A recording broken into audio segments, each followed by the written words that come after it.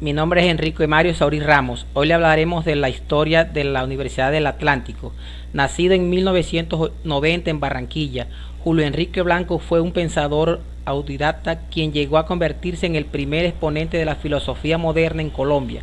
La filosofía de la educación le señaló el camino a Blanco, pero fue con la aparición de las universidades hace prácticamente 1000 años, incluyendo en el siglo IX, donde se incluyó cuando se da esa estrecha relación entre el poder y saber por todo el mundo. En ese sentido, Julio Enrique Blanco se arma de historia universal, realidad concreta Barranquilla y el deber ser filósofo de Kant para construir universidad en su polis y transformarla. La labor del intelectual barranquillero se motivó en la filosofía total, pero especialmente entre la filosofía de la educación y la filosofía práctica. La Universidad del Atlántico surgió como producto final de un proceso que arrancó a partir de la creación del Museo del Atlántico.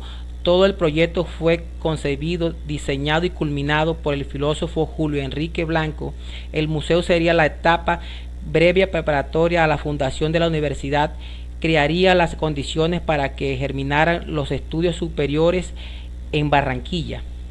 La ordenanza número 035 de 1940 le dio vida al proyecto del museo presentado por el filósofo. Créase a partir del 1 de julio del presente año en la ciudad de Barranquilla el Museo del Atlántico, el cual se constituiría por todos los institutos oficiales de segunda enseñanza, de industriales, de artes, oficios complementarios y demás que integran esta segunda enseñanza, tales como Biblioteca Pública, Ateneo, Escuela de Bellas Artes, Exposición de Historial Natural, etc. En 1940 el Ministerio de Educación era dirigido por el liberal Jorge Eliezer Gaitán, quien a su vez había nombrado director institución pública del Departamento del Atlántico a Julio Enrique Blanco, que desde su influyente posición política se le facilitó echar a andar su obra educativa. Las labores administrativas del museo se caracterizaron en una bella edificación del barrio El Prado, calle 68 entre carreras 53 y 54.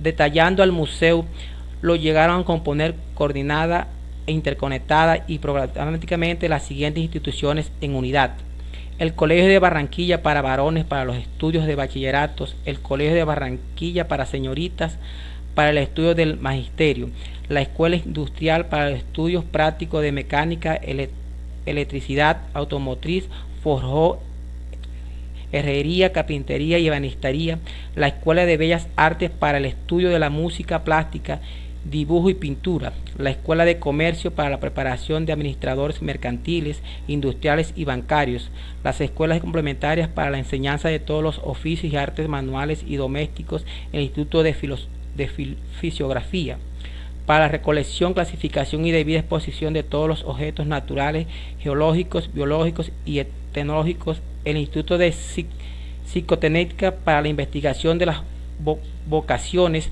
exploraciones, actitudes, verificación de pruebas mentales, etc. El Ateneo Atlatinense para el fomento de la cultura, la Academia de Historia y Geografía para los estudios respectivos, la Escuela de Enfermeras para estudios que deben hacer las hospitalarias del Instituto de Educación Física, el Castillo de Salgar para deportes terrestres y marítimos y el Instituto de Tecnología, el cual se constituyó como centro de estudios profesionales en la química, en la farmacia, que desde 1941, sin suspensión de actividades académicas y creación con otras facultades, da comienzo a la historia de nuestra Universidad del Atlántico, tanto así que el periódico estudiantil del instituto llamó Universitario del Caribe, o sea que existía conciencia de que se estaba desarrollando educación superior o universitaria. Es necesario insistir, resaltar y puntualizar que dentro del Museo del Atlántico nacería el Instituto de Tecnología, ordenanza 24 del 3 de junio de 1941, que se trató de un establecimiento de enseñanza politécnica en general cuya función era preparar ingenieros químicos y químicos farmacéuticos que respondieran a las necesidades industriales de la ciudad en ese momento.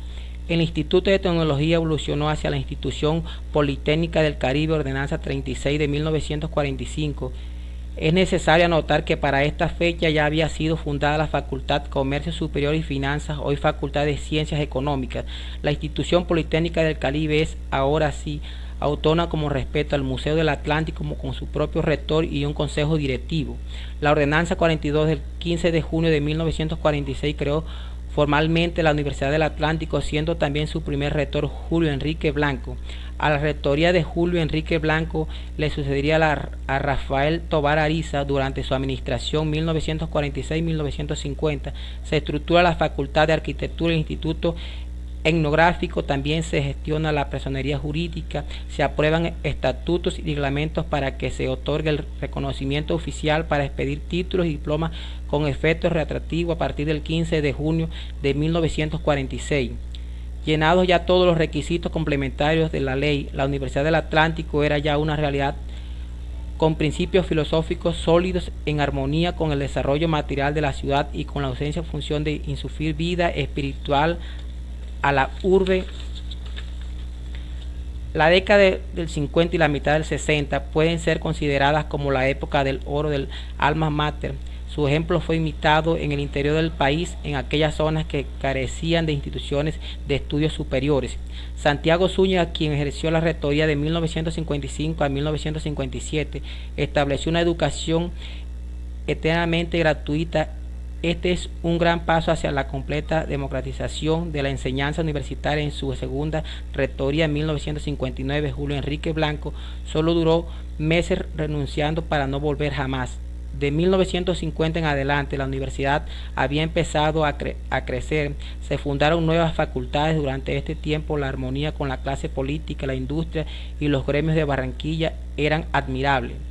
La universidad realizaba sus propios exámenes de admisión para escoger los mejores alumnos sin distingo de clases sociales por capacidades. La Universidad del Atlántico era competente para educar y formar los futuros cuadros dirigentes de la sociedad.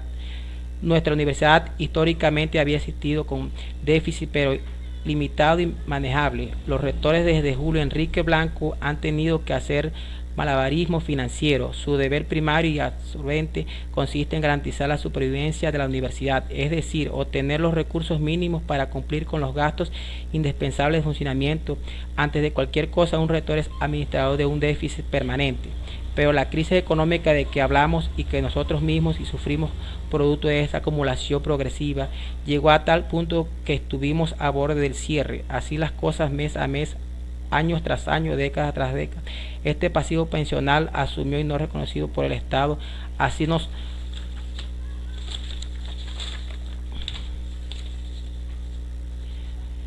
Primero que todo, Julio Enrique Blanco, como mostramos, buscó crear un medio y un colectivo educativo para elevar el nivel cultural de una ciudad y hacerla universitaria. Este logró culminar el proyecto que con deliberada premeditación filosófica había diseñado hasta la creación de la Universidad del Atlántico, producto final de un largo proceso que incluye su periodo de incubación racional, pedagógica y político. La Universidad del Atlántico durante décadas se ha sumido literalmente en estado crítico. Hace poco llegó a parecer casi un colegio mayor profesionalizándose, porque el tiempo completo llegó a ser minoría. Parte importante de los docentes era contratado de Estado e imponía las lecciones orales informativas de su área del saber. Esto ha hecho que todo el acúmulo histórico de nuestra alma mater fuese relativamente cuestionada. Hasta los logotipo tradicional durante casi una década no fue cambiado. Hoy se está recuperando lo mismo que sus otros símbolos. El presupuesto sigue sin alcanzar. Se va en gastos de funcionamiento y burocracia. No hay inversión firme por parte del Estado para la academia como la razón del ser universidad.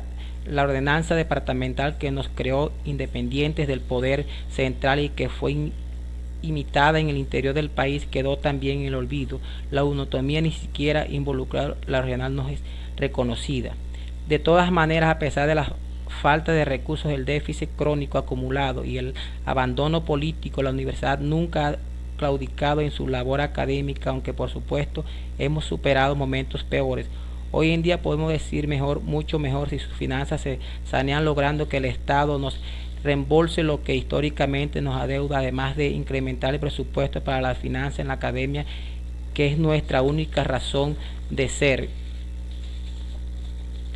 Espero que les haya gustado el trabajo de investigación sobre la historia de la Universidad del Atlántico.